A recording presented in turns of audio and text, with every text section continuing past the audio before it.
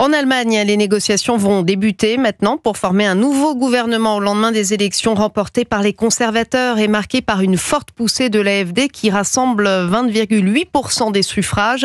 Le parti d'Alice Weidel s'impose comme la deuxième force politique du pays, très loin devant les sociaux-démocrates d'Olaf Scholz.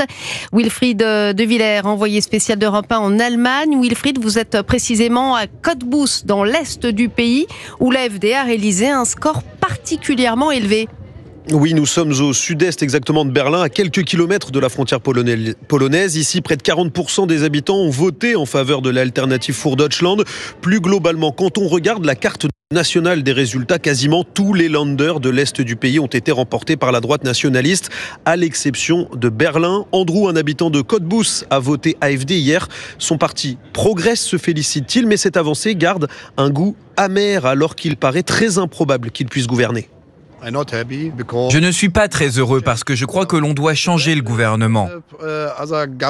La question, c'est qu'ont fait les précédents gouvernements durant les 4 dernières années. La criminalité ne cesse d'augmenter en Allemagne, il faut que ça change. Andrew espérait une alliance avec la CDU en vue de former une coalition. Un scénario une nouvelle fois rejeté ce matin par le futur chancelier Friedrich Merz. Ici en Allemagne, c'est ce que l'on appelle le cordon sanitaire. Les grands partis refusent toujours de s'allier avec la droite nationaliste.